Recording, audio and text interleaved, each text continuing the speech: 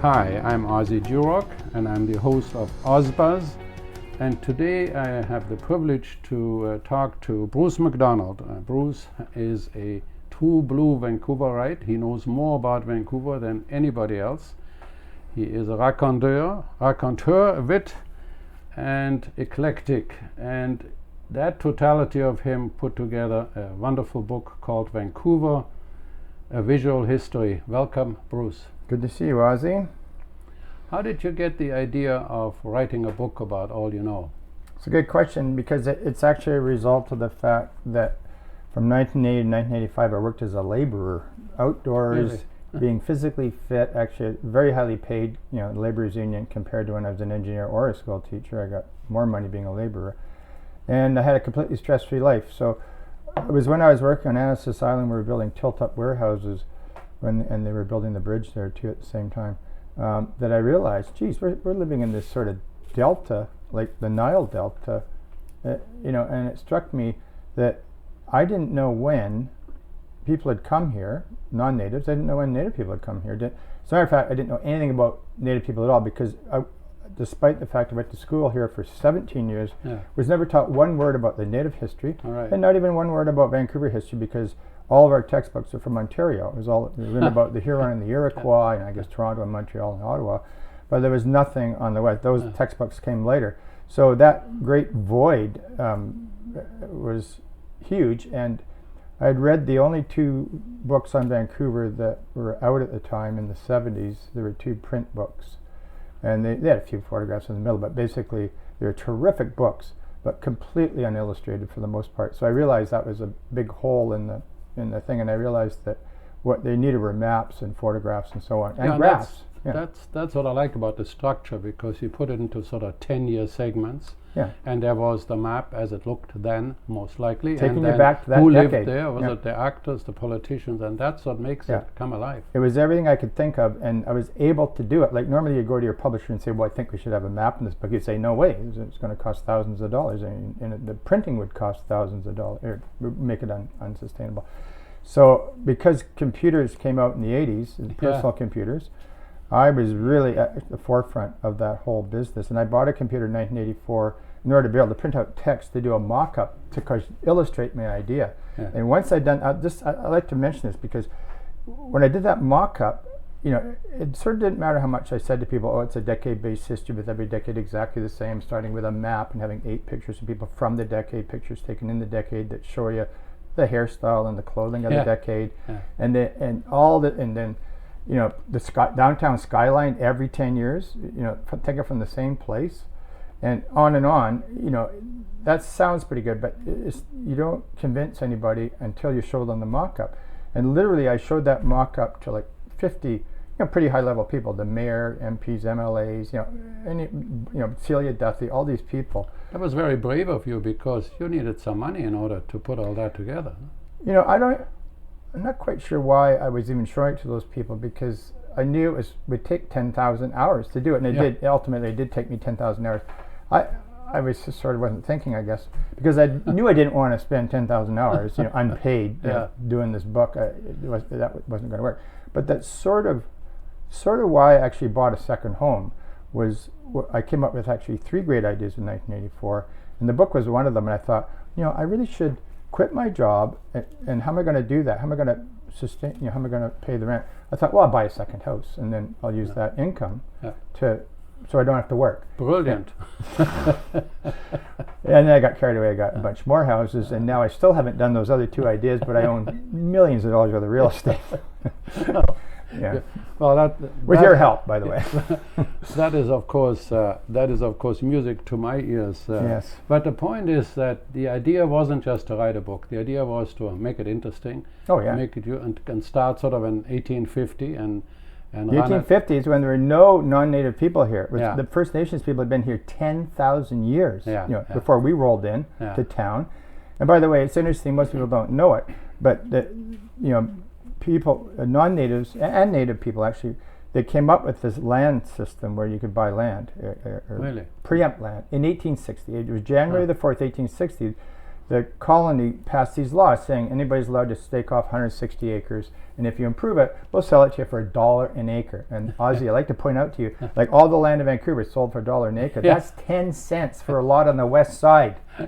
Too bad you can't go back. 10 cents. But so is that how the business of real estate started then originally in 1860? Well, in Vancouver, most people don't know this, but January the 4th, 1860, part of the reason it happened was we had Colonel Moody in New Westminster, which was sort of he was the gatekeeper to the gold rush, right? Because New Westminster's at the choke point of the Fraser River, so that was sort of and he was a military guy running the show there, but he knew that there was real opportunity here because a couple of First Nations people, somebody in New Westminster had a lump of coal in the window of their shop. They were selling coal, and some First Nations person from Burrard Inlet said, "What is it with you guys in this black rock stuff?" And they go, "Oh, you guys seem to be big on this black rock. Well, what is it about the black?" He goes, "Oh, it's great." And he goes, "Oh, really? I can show you where you can get some." They go, "What?" So they skittered into Vancouver in 1859. Now that was Colonel Moody's right-hand man, Robert Burnaby. And they figured they were going to end up like having Craigdarroch Castle, like Robert Dunster did in Nanaimo. It was like a diamond mine or a gold mine back then if you had a coal mine. So that was 1859. They tried to, Robert Burnaby sort of staked 5,000 acres in Cole Harbour. When you weren't allowed to do that, it was Native First Nations land, period, 100%. So they were busy lobbying Governor Douglas, come on, bring in this preemption system. We want to get in there first. We'll all become fabulously wealthy. So Colonel Moody and Robert Burnaby were lobbying to get this law rammed through. And so they were in there in the West End, claiming the land in 1860. And then all the elites in Victoria, all the super rich in Victoria, they all, took up the land along Burrard Inlet where the coal was. There was coal in Kitsilano too, just west of Kitts Beach. But really the population was mostly in New Westminster at the time. Oh, it was 100% New Westminster. People, when the three greenhorns, preempted the West End, all the land from Burrard to Stanley Park, they were considered to be idiots. In the middle of nowhere. Trees 400 feet tall. How are you going to have a farm? Like, what can you do with that? There was no sawmills. Well, in New Westminster's maybe. They just started with one sawmill maybe. But, the trees 400 feet tall and 20 feet or 10 or 20 feet across. I mean, if you got any brains at all, you go to Richmond and have a farm, and you got a crop and you can sell it. So they thought they called them three greenhorns, like they're doing. They're 10 miles out of town. They might as well have been in Bella. New Westminster, even New Westminster wasn't very big. It was like 400 people. Mind you, there's no opportunity, I guess. And well, no, what the opportunity was Morton, one of the three greenhorns, he was a brickmaker. So he knew there was a bit of coal there right by the Moraine Building, and he figured there's clay there in that creek behind the Moraine Building. I can make bricks. So people thought, really, that's it? And so he bought 550 acres, the whole West End, for $550, $1 an acre. And the interesting thing about him and his cousins, the Brighouse and Hailstone, the three of them, the three greenhorns, they all lived 50 years longer, till 1912, and they were alive in 1912. When the Royal Bank at the intersection of Granville and Hastings, when they bought that site and built the Royal Bank on it, that land there was worth $2 million an acre. The land that they had paid $1 for was worth $2 million an acre when it peaked in 1912. Were they the first successful speculators? Well, they weren't really speculating. I mean, they were buying, when you buy land in Bella Coola, are you speculating? No, you're not. You're trying to make bricks or something. So they're not the first speculators. The first speculator really was H.V. Edmonds, who took up Mount Pleasant, the land just south of Falls Creek, in 1869. Now, that's interesting because he was thinking, and the reason he was thinking was, remember, up until 1869, if you wanted to cross North America, you were on foot. And the funny thing about that is, they had the American Revolution, the 13 colonies, 1776, they rebelled and they created the United States. Well, it wasn't until 1804 that white guy, actually walked across North America. It was Lewis and Clark, right? It was 1804 or 1802 or something. It was like, what were they doing for the 25 years? Weren't they paying attention? There's a whole continent there. Anyhow, so that was kind of funny. Up until 1869, it used to be if you wanted to come to the West Coast, you had to go all the way down to Antarctica, around the tip of South America, and all the way up South America.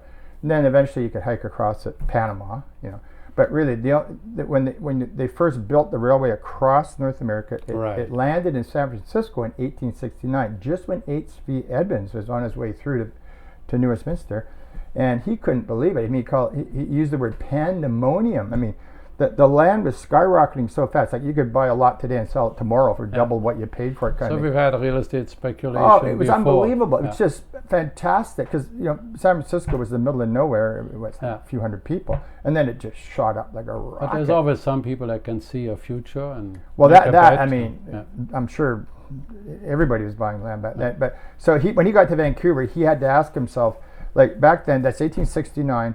Like the election of Victoria in 1867, people were saying, well, Canada just got formed.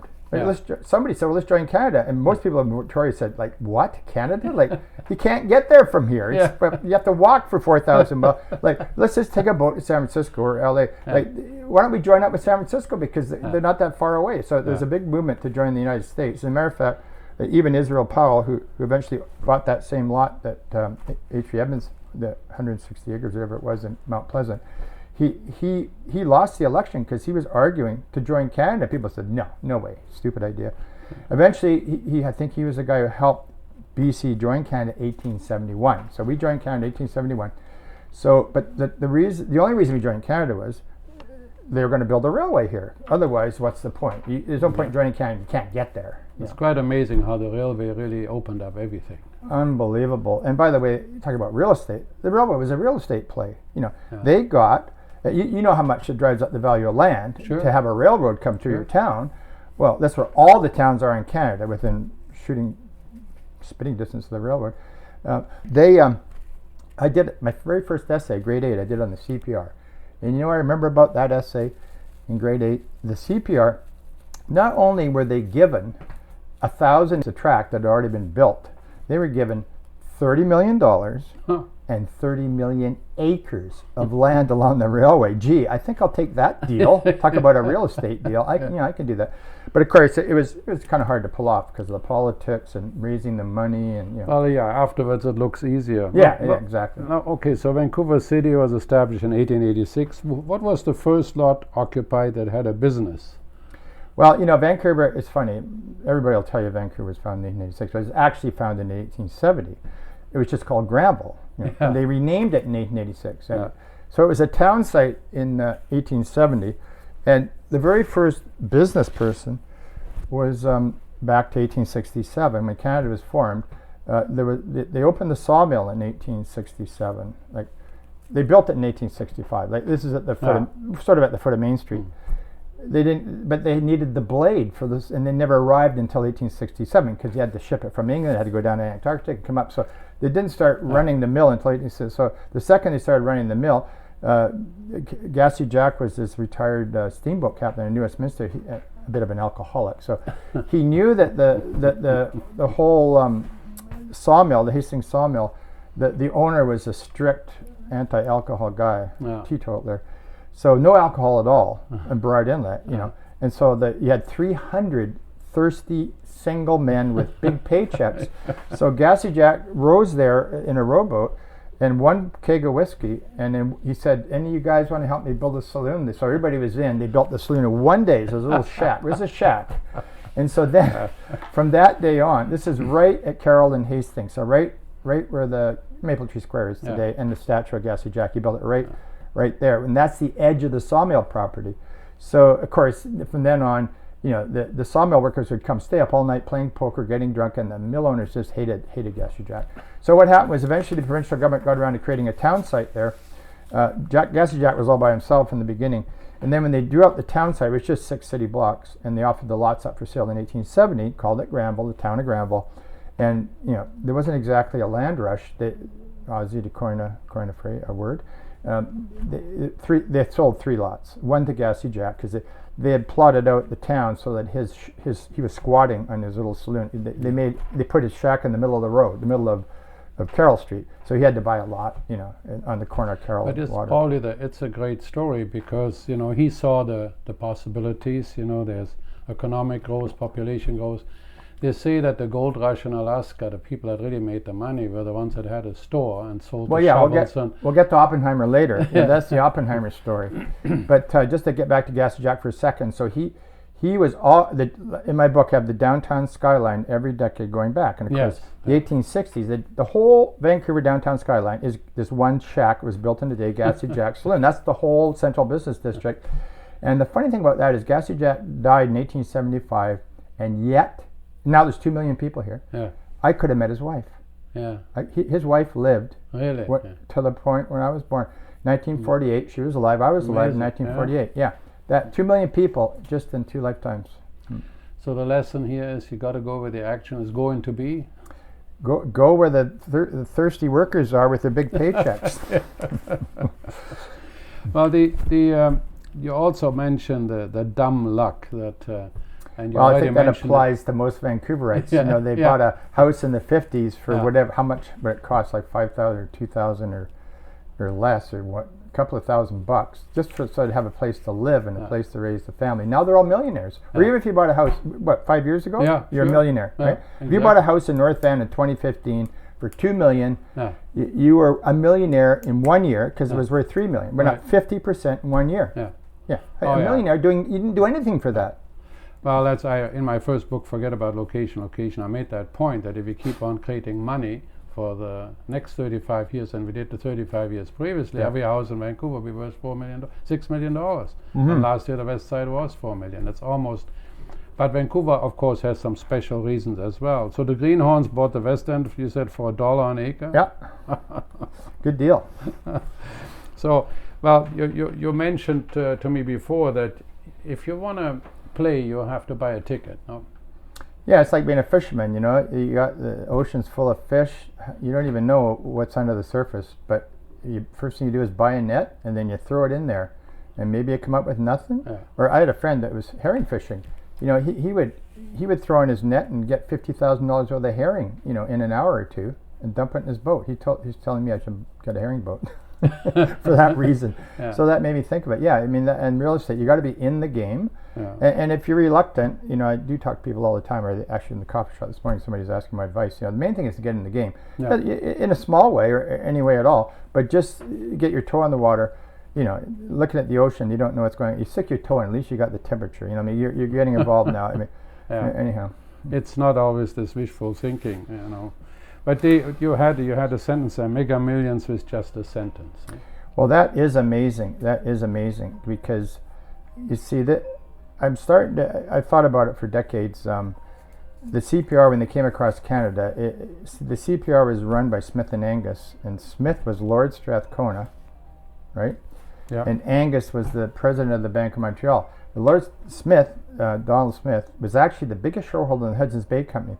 So these are two of the richest guys in Canada, I guess, when they got involved in the CPR, and they were certainly a lot wealthier by the time the CPR was finished, because I think this is probably, a lot of people in the CPR were Americans, so they had learned the tricks of the trade in the United States with the American rules. And I'm sort of making this up, but you can imagine they learned how to make money on the side.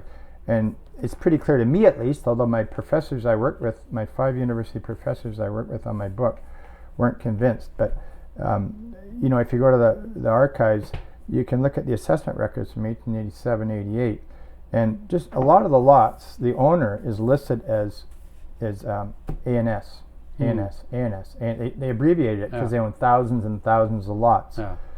Angus and Smith, the CPR lands.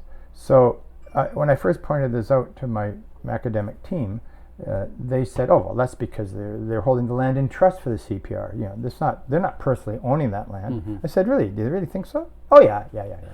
So anyhow, so part of my research I did in the book, I had to spend a whole month at the land title office. People actually thought I worked there because I was there 9 to 5 every day for a month, and that's how I plotted in my decades who owned all the land and when they bought it and all that kind of stuff. So anyhow, while I was there, it's kind of interesting. Every line of they have these absolute fee books, they're called. They probably weigh more than 100 pounds. They're 6 inches thick and like 2 feet by 3 feet. And it's handwritten. Every single line is a land transaction. Like Ozzie Jurock sells lot 3 to Bruce Macdonald. And then it'll give the legal description. One line for each lot. Well, I was there one day and I thought, what is this? There was one line, Ozzie sells to Bruce. But then the list of lots went on for 24 pages. So you couldn't help but notice it. Most of the page was blank except for the lot number.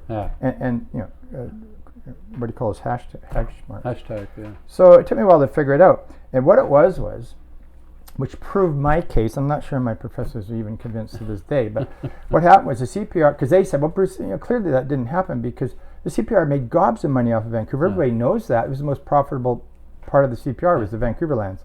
Okay, fair argument. So what that was, which is pretty interesting, was when they developed Kitsilano in 1905, the CPR developed Kitsilano in 1905. And by the way, part of the reason they did that was they had a 20-year exemption from taxes on the land. Oh.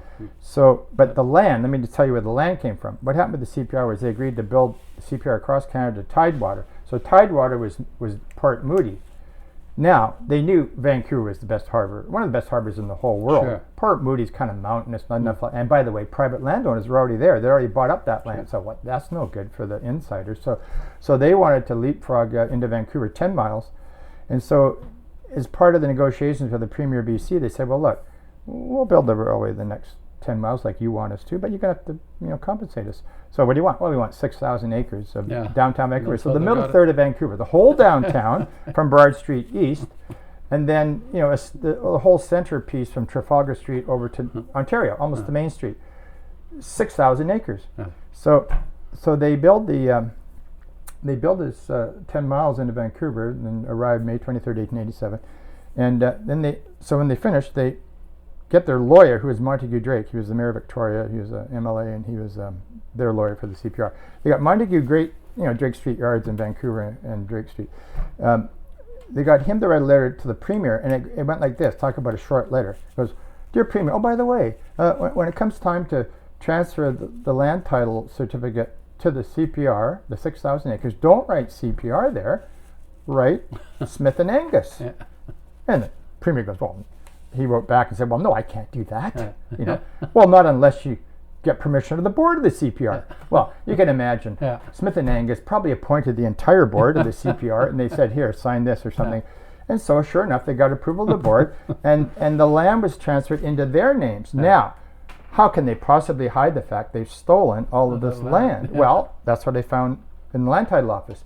It was when they developed Kitsilano in 1905, and they had 20-year exemption of taxes, so the taxes were coming due on the land. They didn't have to pay a cent for 20 years. So now it's a problem. You're going to have to pay taxes on 6,000 acres or something. So anyhow, what it was in the land title office was Smith and Angus selling. Oh. And it was like every second lot or every third lot in Kitsilano to the CPR for $1. For $1. So the CPR put all the ads in the paper, buy your lots in Kitsilano, and they probably built a few streets and whatever they did to make everybody rush down. Made sure the streetcar went by and all that kind of stuff. And Smith and Angus quietly, made as much money as, or not, roughly speaking, as the CPR did. And that was just like from a one sentence letter, two sentence letter. That's the way to make. That's billions of dollars worth of land, by the way. So you made the point once that Leonard Cohen, in his famous song "Bird on a Wire," you should not ask for so much, he said. But well, I got the quote right here, Ozzie. Funny you should mention it. Here's the song "Bird on a Wire." I saw a beggar leaning on his wooden crutch. He said to me, "You must not ask for so much." And a pretty woman leaning on her darkened door, she cried to me, "Hey, why not ask for more?" Pretty woman going, "Hey, let's do it." You go, "Yeah, okay, that's kind of a convincing argument." So it is an interesting point. Like, why not get that's creative? Certainly what Ian it's a bit extreme, but but it is asking for more. I mean, asking for the moon, really. But it's interesting. Looks like they got it. You know it from negotiating. If you negotiate with somebody and they're not really giving up anything. This is what I did when I made money on my book, because I went to a workshop on publishing where the top publisher on the west coast of North America told me told the class what to do. He said, when you sign up with a book publisher, about a week later, they say, okay, we'll publish a book. But a week later, you get a letter in the mail from his secretary, and it says, oh, but here are the standard contracts. Please sign and send back to us. He said, the standard contract is like 7%. He says, don't sign that contract and send it back. He said, I never forget this. He said, a contract is anything two people agree to. Yeah. It can be anything. Yeah. So I got 12%, you know, Yeah. 'cause by asking for it. And then I said to my publisher, because I learned all about publishing from this guy, I said, you know, I was smart enough, and this is why education is so important, and that's where you come in, Ozzie. You're really good at educating people about real estate. This big publisher said, you know, when you run the printing presses, you know, like the first book costs you $10,000, and then you want to print 1,000 copies, that costs you like $10,100 because the cost is the setup. So the point being that I used that bit of information to say to my publisher, okay, well, run the printing presses for 5 minutes and sell me 1,000 copies for the cost of that 5-minute print run. So it was like $5 a book. Now, when I buy a book from my publisher now, it costs me almost $40. But I got that print run at $5 a book, so I was able to sell. You were my best customer actually in 1992 when the book came out. You bought, I don't know how many, but thousands of dollars worth of my book, and I had only paid $5 a copy, so I made a lot of money, and that's how I doubled my royalty, was by knowing enough about the whole industry, knowing the big picture, and that's an important lesson to learn. You want to do well in real estate, learn the big picture, and learn that a contract, and when you're buying a place, you can negotiate anything you want, really. You can ask for this, ask for that. Negotiation, you know, in life you don't get what you deserve, you get what you negotiate, right? Yeah. I mean, people are always out there saying, could I make that low offer? Well, you don't know until you find out. And you're quite often surprised. That's right, because everybody has different reasons. But I'll tell you a secret in negotiating that I learned from that experience was the way to get what you want is to make it so the other person isn't giving up anything. So I said to my publisher, run the presses for 5 minutes. I'll pay you for that print run. You know, $5 a book, $1,000. I'll pay you $5,000. But I want to be able to sell. I'm going to do that to sell to the market you're not selling to. In other words, I'm going to give a lecture and sell to my audience, or I'm going to do the corporate sales, which she's not interested in. She says, "Oh, sure, fine, I don't care." And so I got the boom, just like that. He wasn't giving up anything. That's the secret to getting what you want. That's right. Well, it has to be always a win-win, and you have to be able to ask for it. There's no question about it. And well, those guys were in Kitsilano. Now we also have our very own, I don't know whether speculators in West Vancouver who ended up buying.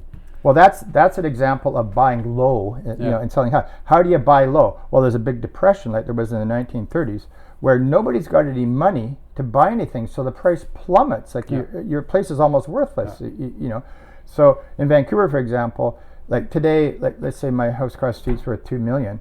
Well, my taxes on that I think are $4,000 a year. In the 1930s, if you had a $2 million house and your taxes were $4,000, people couldn't pay the $4,000. So they lost their place to taxes. So if Ozzie walks up with $4,000, the city will sell him my $2 million house for $4,000. And that's what happened all over Vancouver. There was something like 20,000 homes that nobody could afford to buy.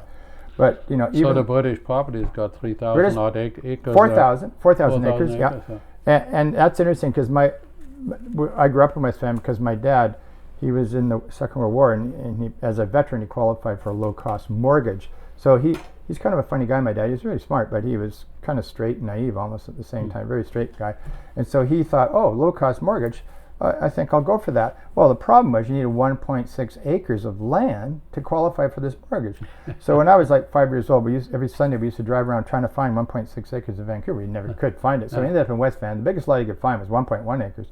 So there's a picture, I think I showed it to you, of when we bought the lot in 1953, and there's a sign there. It says $2,600. You know, $2,600 for 1.1 acres. Well, that lot last year was assessed at $7 million, almost $7 million. So that was dumb luck from my dad's part. You know, he didn't even believe in the private ownership of land because he was so old. He was 40 years older than me. He had a Victorian mother, and they were so old that they remembered the times when there was the commons, right? Like, nobody owned their own land. Your people shared the land. It was called the commons, and the idea of privatizing land was sort of, you know, people were against it. So my dad didn't even believe in the private ownership of land that much. I mean, but then he took actions because he got this low-cost loan.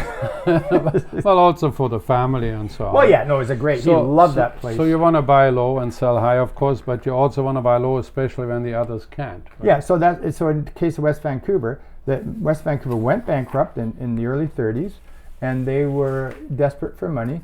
So A.J.T. Taylor, you know, Taylor Way is the main drag up to the British properties. He was his engineer guy from Victoria who he came to Vancouver originally and was living in like this shack behind the Moraine building. Well, the Moraine building wasn't there yet.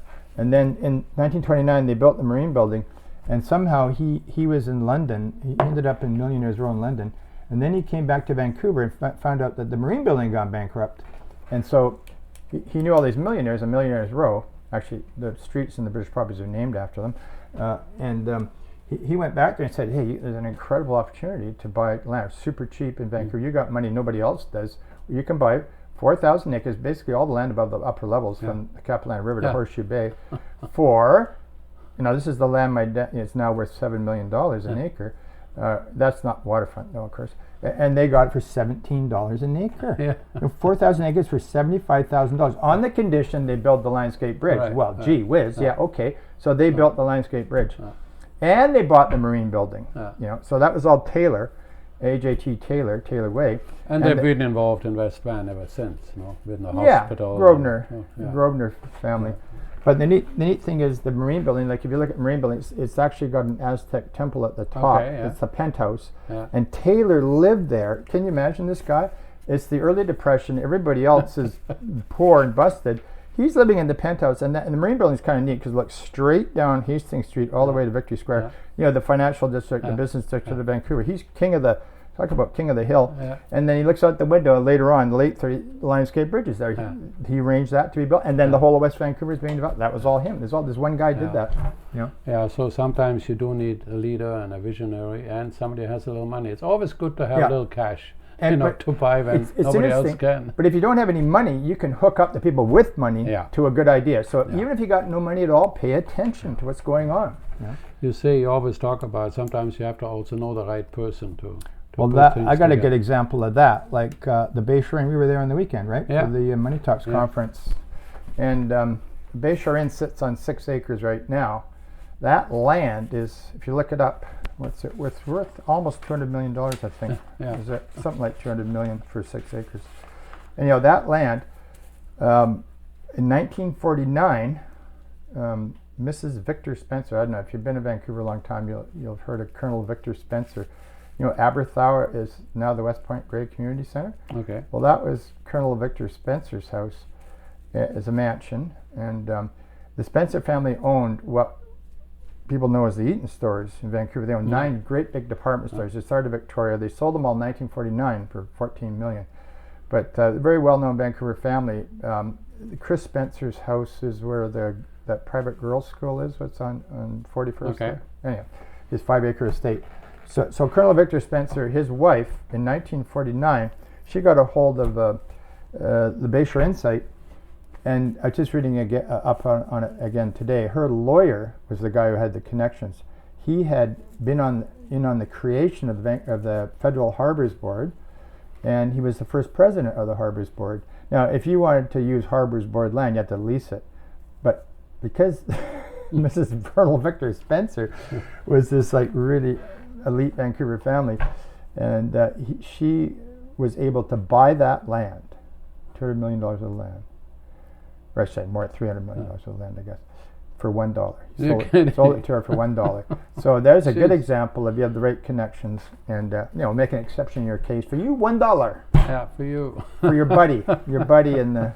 Yeah. So that leads you have to know the right person, but you also have to network in order to keep together with the right person. Yeah, and networking is so important, of course, and that networking. I mean, even Brian Mulroney, he was successful partly because every single night he got on the phone for 2 or 3 hours and phoned, when he was Prime Minister, people all across Canada to keep his finger on the pulse of what was going on. Yeah. Can you imagine how knowledgeable? I don't phone anybody. Right. You can imagine how far ahead of the game he was, phoning all of his key people everywhere, finding out what was really going on, not just what his advisors were telling him. Because by the time it goes to the top, it's filtered. Yes, filtered. It's like Donald Trump's probably an example of that. But so very important to network. Very important to have a broad sense of the big picture and knowledge. And that, of course, it always comes back to you, Ozzie. You're the guy who does all that stuff. Yeah. With what you do. But I look at, when I wrote a newsletter, of course, for many years, I always looked at your book, and I just showed you the book that is earmarked and pockmarked and written in and dog-eared. Yep. I've quote after quote that is real, and the book brings Vancouver alive. I mean, we are alive in a vibrant city now. You can't imagine that we literally came out of the forest. I'm a member of the Vancouver Golf Club. and a golf club is actually in Coquitlam. But Yeah, that was I know. that was because in New Westminster, the story goes that Yeah. some of the guys wanted to get away from their wives, so they made sure they went over the river and they cut down some trees and said that's where golf is. Sure, Yeah, absolutely. But it's hard to imagine. That's why people, why is the Vancouver Golf Club, out there? It's the essence of Vancouver was really New Westminster. It became through the railway. It grew up. Yeah. And now we are, of course, in another sort of a crazy world. Yep. Okay, now that's the past. Do you know a good example of what would be a More good recent investment example, in but Vancouver? good real estate. Yeah. There are still good deals to be had, Ozzie. Although it's pretty hard to pull it off. Like, for example, the Expo Site came up, 205 acres came up after Expo finished in 1986. The Expo Site becomes available, and all the Vancouver developers are salivating to get a piece of the action. I think they kind of agreed they could carve it up and each get 1/5 or 1/10 or something, and they'd all be happy. Well, Bill Vanderzam shocked everybody when he sold it to a Chinese billionaire.